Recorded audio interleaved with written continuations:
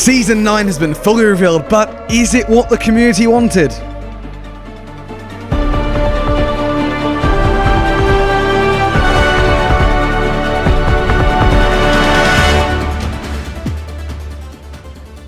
Alright then, so as usual with any trailer and or content update, I'm going to play it first and then I'll talk about it and say my thoughts on it. If you've already seen it on the live stream and you don't want to see it again, there'll be a timestamp on screen now for when my analysis and thoughts on it starts. Alright, on with the content update. Sea of Thieves Season 9 is nearly here, and we are sailing into port with powerful new features, a treasure trove of updates and improvements, and some shiny new rewards.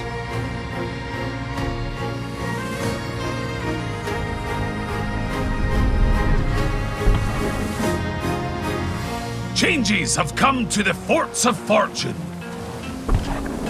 The Chest of Fortune can now be found amongst the other treasures safely locked within the fort vault. These chests will not only reward you with large amounts of gold, but each chest cashed in will count towards new commendations that once unlocked will earn you items from the Fates of Fortune ship set, with more items from the set to be unlocked in future seasons. Reaper and Reaper's bounty chests have had an update too.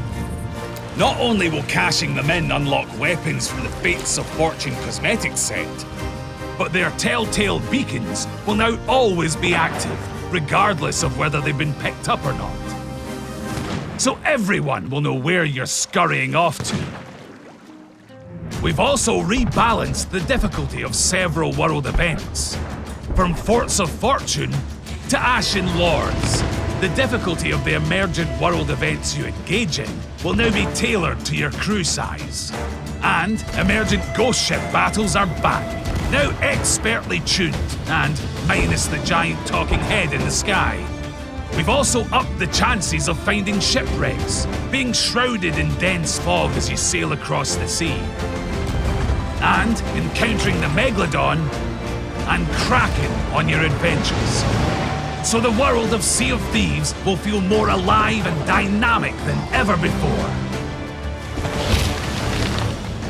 And Pirate Legends now have new voyages to embark on. You can set off on the hunt, battling fiendish skellies to unearth their accursed loot. Or go on an explosive adventure to dig up some volatile valuables. You can even follow the bearing of a special Athena's Fortune compass to acquire the mysterious Skull of Destiny. This special skull can manifest the various flames of fate and be used as a ritual skull, which will make starting the fearsome Fort of the Damned much easier. These shorter and more focused Pirate Legend voyages are bought with doubloons, so blow the dust off your stash and head out on the waves. And with the launch of Season 9, there's another 100 levels of stunning rewards to unlock, including the Prosperous Privateer clothing set and accessories, some unique sweet treats, and Gilded Age items for your ship and pirate.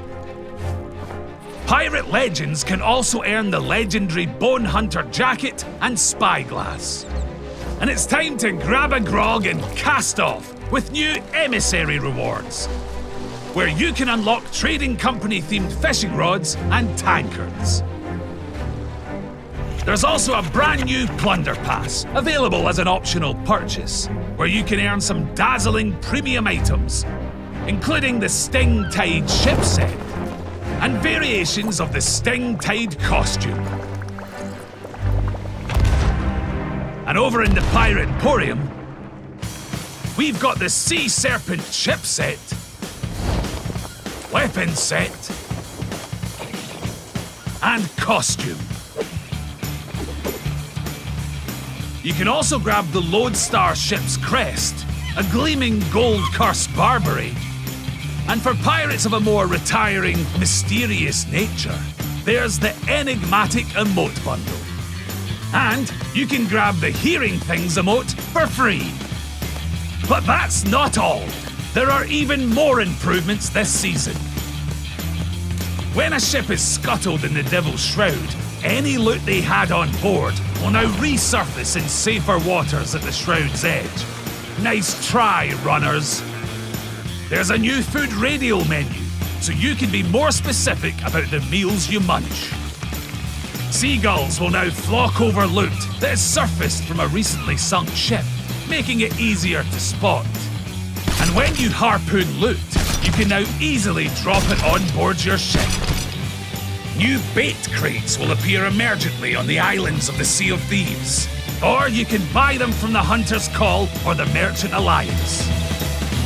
And when you're using your fishing rod, you can now access a shortcut to the bait radial menu. Mermaid statues have been rebalanced to be easier to destroy and to increase the number of gems earned. You might even bag yourself a jackpot. You can equip flags at the shipwright on outposts, so no more scurrying up the mast to show off your cherished colours. Captains can now choose from an expanded range of captains' voyages. The events of their session will be recorded in their logbook, and they can sell their Hunter's Call items to the Sovereigns. And a new family member has answered the call and filled the empty position at Stephen's Spoils. There's all this and more to discover, so get ready for smoother sailing and the refreshing breeze of change blowing in across the water in Sea of Thieves, Season 9. Okay then, Sea of Thieves Season 9. I think a lot of people are going to be very disappointed with this season. It's quality of life. I was secretly kind of expecting something along the lines of this. I was thinking back to Shrouded Spores and Buried Treasures. They were never big updates. The blow is more extreme though, considering it's the first season of the year. Obviously this was meant to be back in November, December, and so it feels a bit more, we were expecting a bit more for the first season of the year. However, something key that I'm still keeping my hopes up is that I think Season 10 is going to be huge. If they've not put, I don't want to say as much effort because there's been loads of effort gone into this update and there's so many improvements and features added, but if it's not in the style of a usual content update and there's slightly less in it, they're definitely gearing up for something at the Xbox Game Showcase. Shrouded Spoils, that was the update before the anniversary update. Season 1 and 2 were quite small and they were before A Pirate's Life. Season 5, yes, was prior to Season 6. However, I do think that Season 5 did have a bit more than what's in Season 9, weirdly.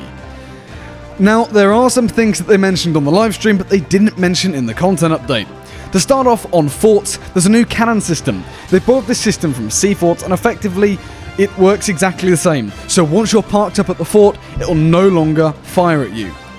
With regards to the Chest of Fortune, the way they're rotating the cosmetics is seasonal. That's the plan, and they're going to see how it goes. They might reduce it, they might extend it. It depends how we all react.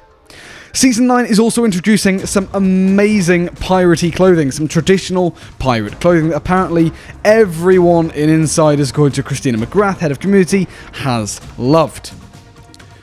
A quality of life change they didn't mention was you can now sell things direct in collector's chests. It doesn't sell the actual chest, that requires another press. But say you got 3 items in a collector's chest, you go to the Sovereigns, you press it once, all the stuff in the collector's chest that can be sold will be sold, and then the collector's chest you have to press it again to sell that.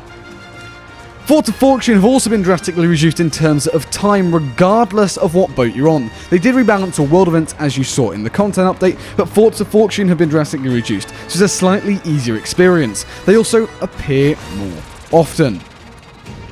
You can now cash in Hunter's Call stuff to the Sovereigns. However, to compensate, if you sell at Seapost, you get a 50% bonus. And then capping it all off, we have obviously new Golden Sands changes that we can see in the content update. I believe this is the penultimate update for new Golden Sands because the shipwright and the statue are yet to be completed. You can see it all on screen now here, and it just looks amazing. The way they've done this outpost is phenomenal, being in a port. It does beg the question when flame art stuff's going to happen, but I think there's not too long to wait there. Once again, I just think it's so obvious that they've got things up their sleeves. I'm going to go and say it, this update is lackluster. They're definitely working on something big. They're outsourcing other companies, they're stopping adventures, they're doing all this stuff, and yet Season 9 isn't that big, which is the cosmetics. They do look amazing, I'll give them that. Especially the Plunder Pass set. For once, that looks really, really good. And yeah, the features are awesome. They're all great quality of life stuff. I love them all. I think we need them all. But it just isn't on par with previous seasons. And so the fact they're taking assets away, this is a smaller update, and that they're hiring more companies, I keep banging on about it, but I really do think Season 10 is going to be huge. I will make a whole video about this, but don't fret. This doesn't mean, oh, the game is dying. It just means that this is a quality of life update. You wait until the Xbox Game Showcase, I can guarantee you they've got something huge. Heck, they've even stopped cinematic trailers, or full ones at least. They're now doing half cinematic trailers. As I say, they're taking away assets. But they have the assets to not be doing that, so we'll only have to wait and see. For now, we can enjoy Season 9 and don't get down about it, because it's going to be a great update, a great moment in time. Let me know what you think of all this down in the comments below. What do you think of Season 9? Are you disappointed? Are you hyped for what could be coming in the future, though? Thank you so much for watching. If you did enjoy it, then please do consider leaving a like. It really helps out the channel an absolute ton, and subscribe to stay up to date with all the latest Sea of Thieves news as and when it comes out. And while you're at it, why not hit the bell as well so you never miss a single upload. But anyways, apart from all that, thanks for watching, and I'll see you later.